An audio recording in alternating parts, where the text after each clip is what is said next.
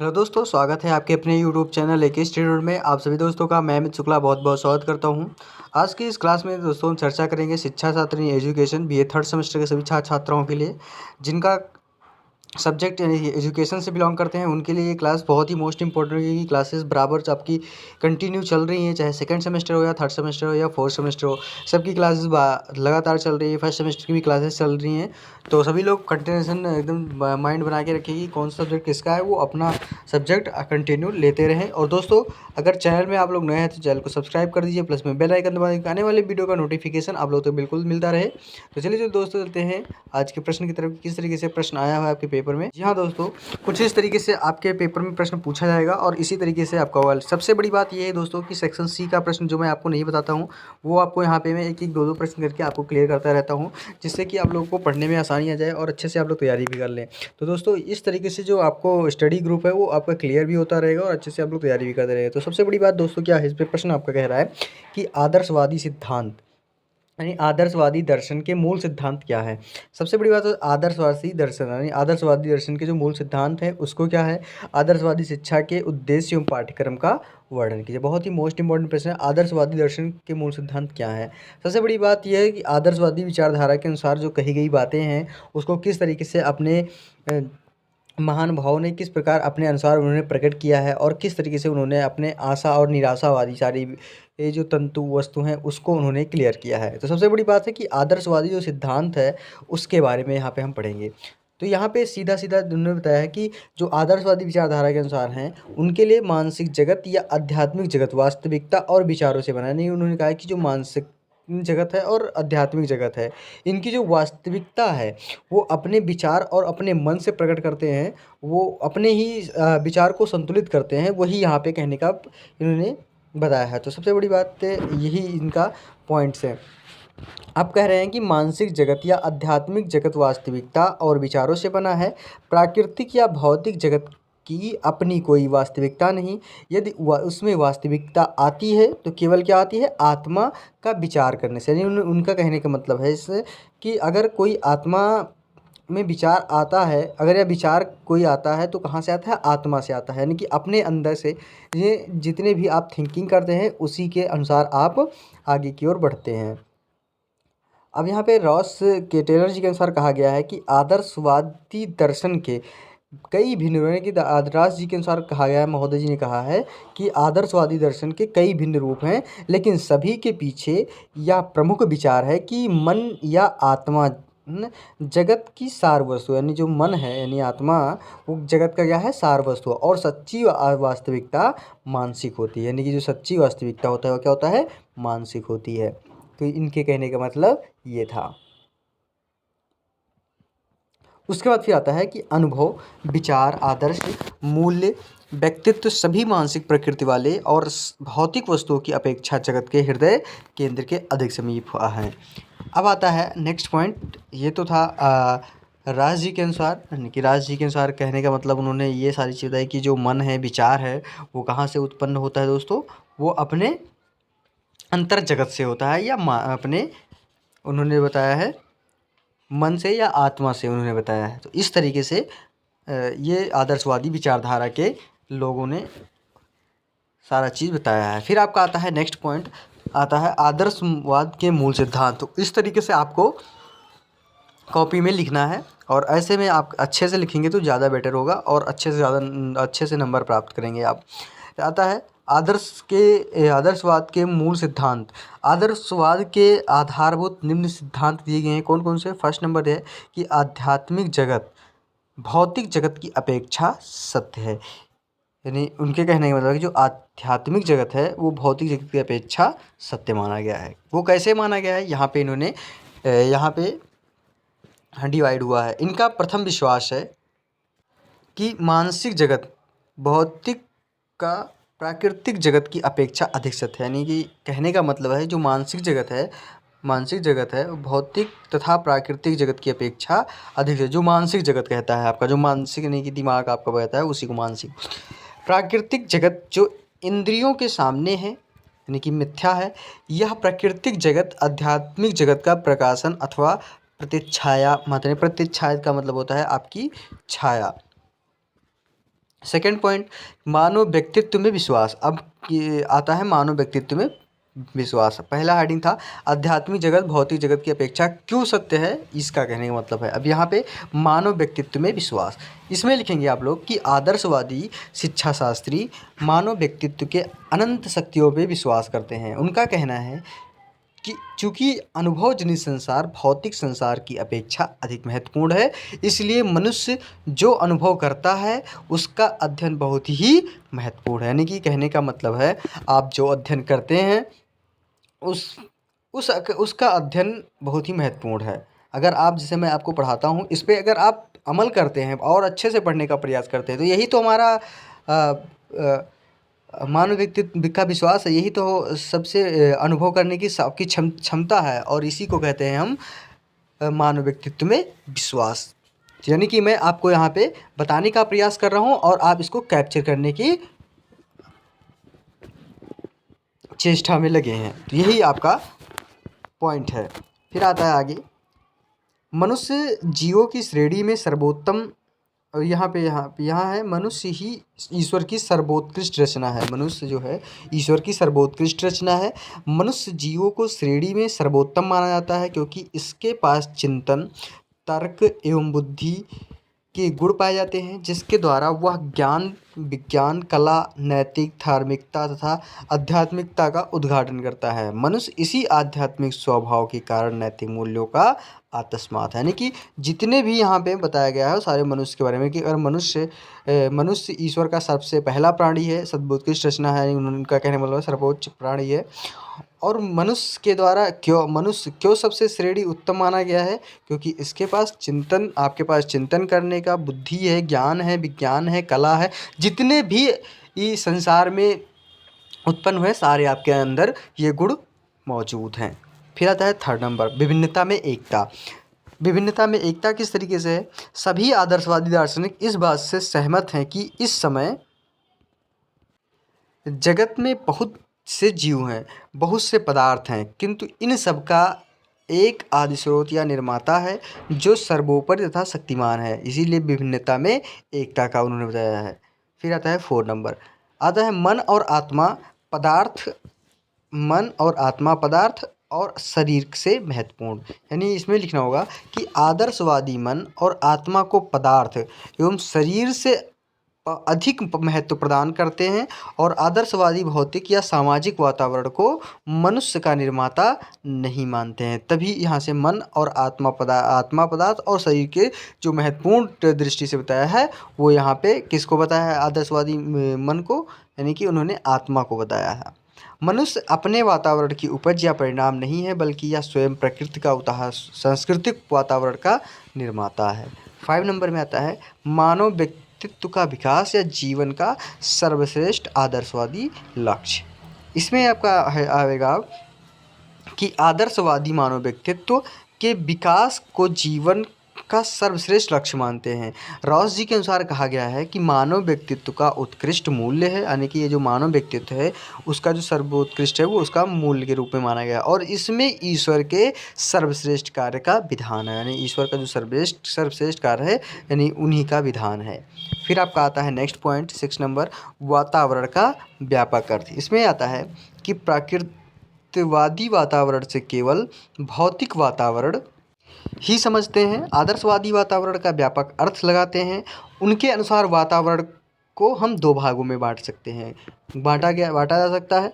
कौन कौन सा है, फर्स्ट नंबर में आता है भौतिक वातावरण और सेकंड नंबर आता है मानसिक या सांस्कृतिक वातावरण।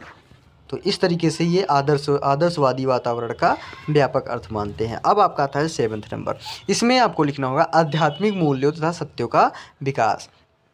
आदर्शवादी दार्शनिक आध्यात्मिक मूल्यों तथा सत्यों पे विश्वास करते हैं। जो आदर्शवादी दार्शनिक हैं वो क्या कहते हैं, वो आध्यात्मिक मूल्यों तथा सत्यों पर विश्वास करते हैं। इनके अनुसार सत्यम, शिवम तथा सुंदरम जीवन के 3 आध्यात्मिक मूल हैं। ये मूल्य शाश्वत, चितरंजन, अपरिवर्तनशील तथा सर्वव्यापी होते हैं और मानव जीवन का चरम लक्ष्य इन मूल्यों का आत्मसात करना तथा जीवन को उनके अनुसार ढालना है। 8 नंबर आता है कि संसार की व्याख्या बुद्धि ग्राह्यता के आधार पर। एडम्स महोदय जी ने शिक्षा की व्याख्या जगत में की बुद्धि ग्राह्यता के आधार पर की है और इस संसार को वे लोग विचार की प्रक्रिया मानते हैं। इनके अनुसार यह संसार व्यवस्थित है, सभिप्रेत है, इसमें किसी प्रकार की व्यवस्था अथवा भ्रम नहीं है। इस प्रकार की सभी वस्तुएं बौद्ध यानी कि बुद्धि युक्त तथा तर्क संगत है। फिर आता है 9 नंबर। इसमें कहा गया है कि सर्वोत्कृष्ट ज्ञान आत्मा का ज्ञान है कि सब कुछ जो सुसारा के हैं कि सर्वोत्कृष्ट यानी सब कुछ का ज्ञान जो जितने भी हैं इसमें है उसी का ज्ञान आत्मा को ज्ञान कहा गया। यानी कि यह ज्ञान इंद्रियों के द्वारा संभव नहीं। अगर आपके पास इंद्रियां नहीं हैं तो आप इसका ज्ञान करना असंभव है। जबकि तर्क के द्वारा होता है, यानी कि अगर ये ज्ञान इंद्रियां नहीं है तो तर्क के द्वारा होता है। ऐसा ज्ञान चाहे जिस प्रकार हो वह विचारों से मिलता है। 10 नंबर, मन स्वतंत्र है। यानी कि आदर्शवादी विचारों का मतलब है, इन्होंने बताया है कि मन स्वतंत्र है। अब इसमें आदर्शवादियों का विश्वास है कि मन स्वतंत्र है, मन के द्वारा सभी समस्याओं और प्रश्नों का हल होता है। मन वास्तव में आंतरिक शक्ति होती है, इसी से व्यक्ति अनुभव करता है और अनुभव अत्यंत महत्वपूर्ण होते हैं। आत्मा या मन की एक और विशेष सुनिश्चितता, इसके तात्पर्य यह है कि वह स्वयं निश्चित है कि मनुष्य में एक आत्मा क्योंकि वह विचार करता है। फिर आता है आदर्शवादी के उद्देश्य। तो ये आपका गया आदर्शवादी के उद्देश्य। अब इसमें क्या आता है कि आदर्शवादियों ने शिक्षा के उद्देश्य के व्यक्तित्व और सामाजिक विकास की दृष्टि से निश्चित किया है। इसका कारण यह है कि व्यक्ति उस परम शक्ति का अंश है जो सर्वत्र व्याप्त है और जो सर्वोत्तम तथा संपूर्ण है। आदर्शवादी के अनुसार शिक्षा के उद्देश्य निम्न हैं। कौन कौन से हैं? फर्स्ट नंबर आता है व्यक्तित्व का विकास, यानी जो उसके उद्देश्य हैं कौन कौन से हैं? फर्स्ट नंबर में आता है व्यक्तित्व का विकास। तो आदर्शवादी के अनुसार व्यक्ति की विभिन्न शक्तियों का विकास करना शिक्षा का उद्देश्य माना जाता है और व्यक्तित्व के संपूर्ण विकास में आदर्शवाद ने सत्यम शिवम सुंदरम के विकास को निहित किया है। इसीलिए सुकरात जी ने कहा है कि ज्ञान सद्गुण है और यह शिक्षा के द्वारा ही संभव है कि यह व्यक्ति को ज्ञान प्राप्त करावे। सत्यम की खोज व्यक्ति केवल बाह्य जगत के ज्ञान को ही नहीं प्राप्त करता बल्कि वह आत्मा एवं परमात्मा का भी बोध कराता है। आत्मबोध एवं आत्मानुभूति इस प्रकार से शिक्षा का एक उद्देश्य हुआ जो व्यक्तित्व के अंग हैं। तो ये आपका मोस्ट इम्पोर्टेंट टॉपिक। फिर सेकंड नंबर आता है कि वातावरण के साथ अनुकूलन, यानी वातावरण के साथ अनुकूलन किस प्रकार से होता है, ये उद्देश्य है व्यक्तिवाद। अब व्यक्तित्व का अंतरिक्ष पक्ष यदि ज्ञान और आत्मा से संबंधित है तो उसका बाह्य पक्ष वातावरण एवं समाज से संबंधित है। अरस्तु जी ने व्यक्ति के विकास में शिवम एवं सुंदरम का विकास आवश्यक है। सुंदरम के विकास के लिए व्यक्ति का वातावरण के साथ अनुकूलन करना परम आवश्यक है। यह अनुकूलन प्राकृतिक वातावरण के साथ साथ सांस्कृतिक एवं आध्यात्मिक वातावरण के साथ होता है। तो ये आता है वातावरण के साथ अनुकूलन की अगर आप जब तक आपका अनुकूल पढ़ने का नहीं होगा तब तक आप पढ़ नहीं सकते हैं, चाहे जितना आपको प्रेरित करेगा पढ़ने का। तो यही होता है वातावरण के साथ अनुकूलन। अब आपका आता है आदर्शवादी सिद्धांत, आदर्शवादी शिक्षा का पाठ्यक्रम। ये किस प्रकार है? आदर्शवाद के अनुसार शिक्षा आत्मविकास है, इसीलिए आदर्शवादी दार्शनिक एवं शिक्षा शास्त्री आत्मोन्नत में विशेष कर रुचि रखते हैं और इसी के अनुसार पाठ्य विषयों को निर्धारित करते हैं। पाठ्यक्रम के संबंध में आदर्शवादियों का कहना है कि मनोवैज्ञानिक मनुष्य का अध्ययन जीवन के मूल्य एवं आदर्शों की दृष्टि से नहीं करता है, यद्यपि वे मनोवैज्ञानिक आदर्शों तथा मूल्य की वास्तविकता स्वीकार करते हैं। अब आता है सेकंड नंबर, शाश्वत मूल्य। इसमें लिखना होगा कि आदर्शवादी पाठ्यक्रम में सत्यम शिवम सुंदरम के शाश्वत मूल्यों को रखते हैं और इस संबंध में क्लटनबर्ग लिखते हैं कि आत्मा का दर्शन हमें बताता है कि आत्मा तीनों चीज़ों की इच्छा करती है और इसकी इच्छा मापने के लिए करती है कि क्या उचित है कि यह जानना चाहती है की क्या सत्य है, और इसकी तीसरी इच्छा है सुंदरता की चाह, और इस पाठ्यक्रम में यह विशेषता होनी चाहिए। फिर आता है थर्ड नंबर धर्म। दूसरी विशेषता धर्म है। अब पहली विशेषता तो जो आपकी थी वो आपको यहाँ पे बता ही दिया। अब इसमें आता है धर्म। दूसरी विशेषता क्या है? धर्म। धर्म ईश्वर का साहचर्य है, परंतु इससे भी आगे हमें धर्म को लेना चाहिए।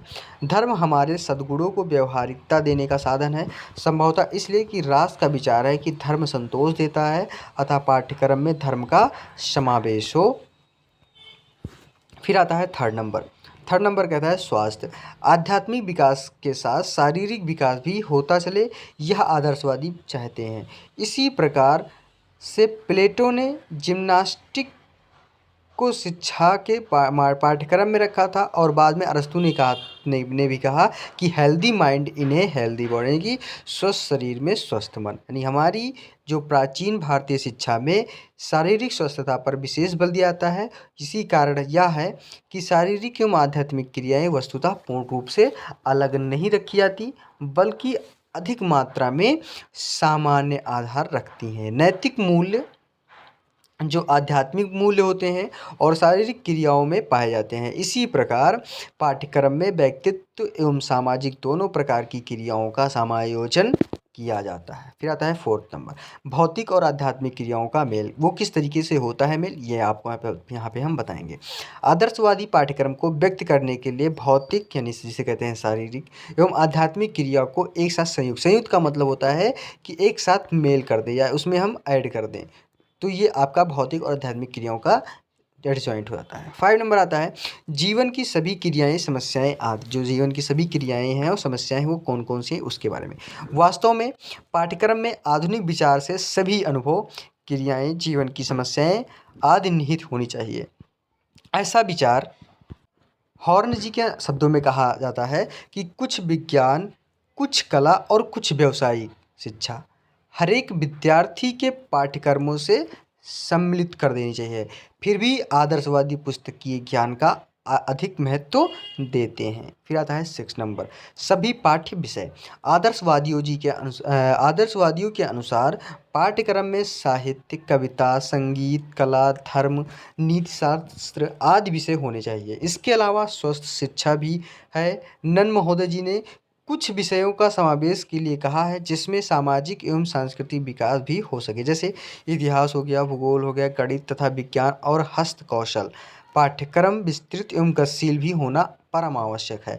आदर्शवादी यद्यपि रूढ़ परंपरा के इच्छुक होते हैं, फिर भी वे गतिशीलता के पक्ष में कहते हैं। वास्तव में यह आवश्यक है कि पाठ्यक्रम में समय की मांग और बालकों के अनुसार, यानी कि बालकों के आवश्यकता अनुसार परिवर्तन होता रहे, तो तभी आप जीवन के इस आदर्शवादी शिक्षण को आप ग्रहण कर सकते हैं। तो ये था आदर्शवादी शिक्षा के सिद्धांत।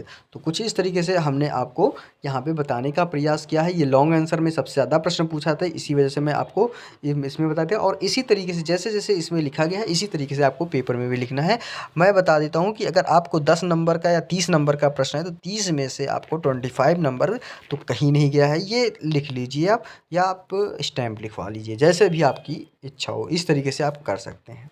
तो दोस्तों आज के वीडियो में बस यहीं तक रहेगा, और अगली वीडियो तक आप जरूर इंतजार। अगली वीडियो में हम मॉडल पेपर सॉल्व कराएंगे, और अगली वीडियो तक इंतजार करिए। इसका पीडीएफ चाहिए तो यूट्यूब के डिस्क्रिप्शन में हमें टेलीग्राम चैनल का लिंक दिया गया, वहाँ से आप लोग जुड़कर बिल्कुल फ्री ऑफ कॉस्ट पीडीएफ प्राप्त कर सकते हैं। इसी के साथ दोस्तों अगली वीडियो तक हम आपके साथ उपस्थित होंगे। धन्यवाद दोस्तों, जय हिंद। और सबसे बड़ी बात दोस्तों, अगर आप इसका यूट्यूब इसमें अगर व्हाट्सएप के ग्रुप से ज़्यादा पढ़ते हो तो उसका भी लिंक अपडेट करा दिया गया है, वहाँ से भी आप लोग जुड़कर बिल्कुल फ्री ऑफ कॉस्ट पढ़ सकते हैं। तो जैसे भी आपको पढ़ने की इच्छा है पढ़ेंगे। और इसी के साथ दोस्तों धन्यवाद।